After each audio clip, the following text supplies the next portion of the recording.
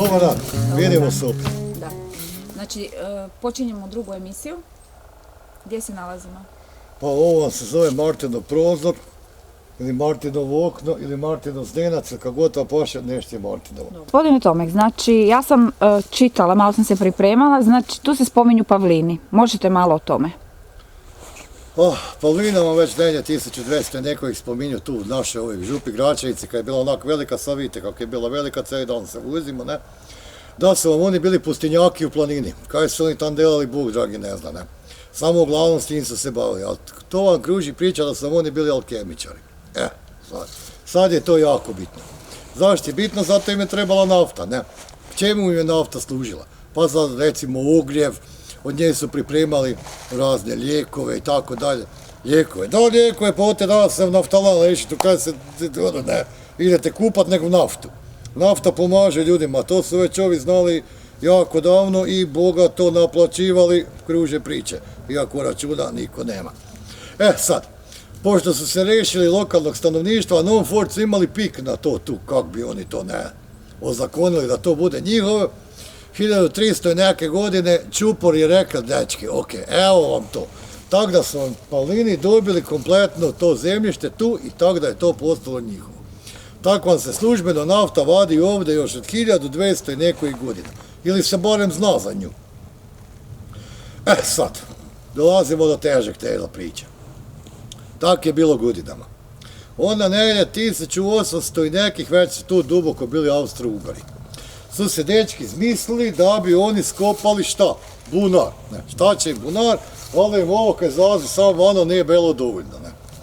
Ona Pepa, Joža, Blaž, tu ovi dečki kad su se skupili da su išli bunara kopat, tu su vinograde imali, ona vinova loza i to ne. Rekao, kako idete tu kopat, to ne, oni idu kopat, ajde rekao, idete kopat. Tako sam oni kopali, 72 metra su otišli dubinu, ne. Tako kad bi više nafte vadili. Aha, kak je red, ne vreš ti povećeni onda od države, ne. Opa, evo, žandara, dobar dan, kaj to kopate, a znaš, ne.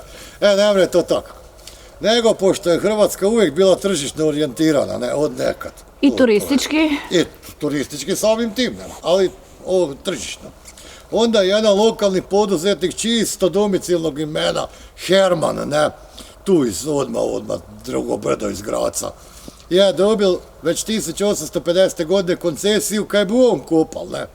Rekao, no lijepo, mi kopamo, Herman dobije koncesiju, ne.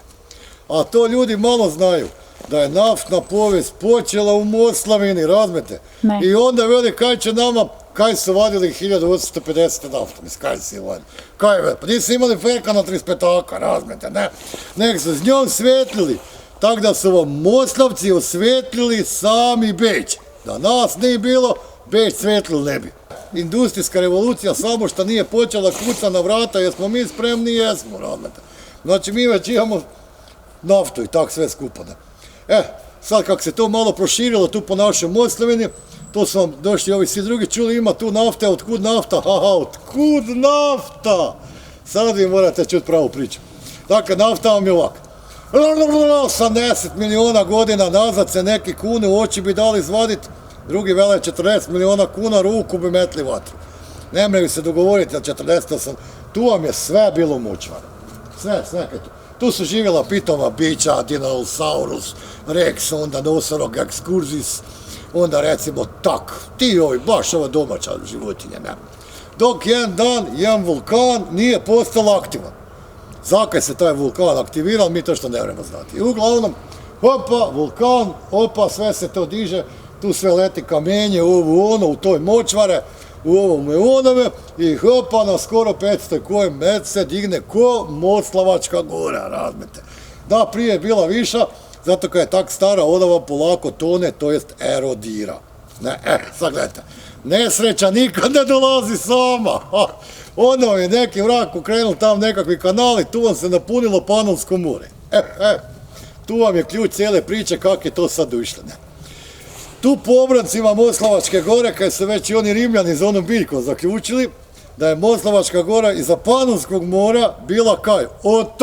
Otok, ne bi vjerovali. A ovim tu da obroncima su bile plaže. pužići školjke, nautili si borski cucki i tak dalje, zato ju i našila, dobro, nebitno.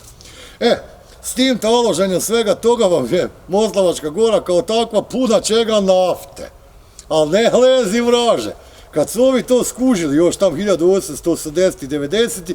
onda su vam svud išli tražiti, pa je prva plinska bušotina nađena Bujavice, pa onda gore prema Novske, po ovu stranu i onda su na kraju sve to gurnuli Stružec. Otud nama nafta. Ali sami korijeni svega, 700 let prije nekaj su svi mislili je bilo ovo je bunar, radite. Koga je otkrio tu lokalno stanovništvo, nekakve iščevilo, tako vam je to bilo, ne? Zanimljivo.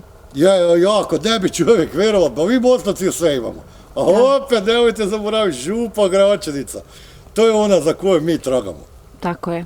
I pronaći ćemo ju. Nemamo kaj čekati. Sad gledajte ovako. Sad su vam oni to sve zmislili, imaju koncesiju, diju naftu, sve je to lepo, proizvodnja ide, tam se guraju bačve, to po 40-50 pačvi dnevno su oni toga navodili sa 70 metri, onda su skužili da idu još pod kose. Ispod 70 metri su išli kosu, još su kopali bunara. Zašto? Da bi se ta nafta tu lepo ocedila i oni ju, samo za ovakvim jednim priručnim, G14 lampom, da more biti 15-20 litri, to zlećuju van i tako su punili. To vam je sve tam išlo do negde 1943. Sad, to su vam jako zeznate godine u kojima rađa ne bi ništa se... A kaj god velim, svi budu ljuti na mene. Da, i moramo se držati priče, oprostite. Da, pa to je sa Zdencem. Poslije 43. godine, jel su krivi partizani, jel su ustaše, jel su domaći izdajniki, jel su Švabe, jel su Njemci, jel su Italijani, ko je kriv, ja ne znam. I nije me briga. Ali uglavnom, poslije 43. ovo više nema. Da se pred par godina neki će ni sjetio da je to tu, tog ni danas ne bi vidio. A vidite lepo kako to sve izgleda. Da, super. Dobro, i nešto bi još rekli o tome ili? Pa nemate tu sad više kaj puno reći, pa onda se industrija, poslije tam već kad je završio taj drugi svjetski sukob između tih svih sa svakim, onda vam se ta naftna proizvodnja preselila kam nek na Gujlo. Gujlo vam je od 1950. godine bil veći grad nek Kutina. Imali su bazen, ne zatvoreni, nažalost otvoreni, imali su zgrade, imali su sve. Onda kak je to s tim naftama i svim tim krenulo, pa u Kutini ovo je otvorilo, tak je Petrokemija i to je to. Uglavnom, znači glavno polazište za sve je navedeni Martinov Zdenac. Zdenac, tako je.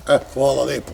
Evo sad ćemo se njih pozdraviti, bilo mi je drago. I meni je drago, javite se rado, doviđenja s televizija, vidimo se opet u nekoj novoj avanturi. Tako, ja se isto nadam. Htjela sam vam reći, ugovori su u autu. Oho, novci, doviđenja, to je to, idemo. Ćemo potpisati. Idemo do poslije, lakše se dogovorimo, more.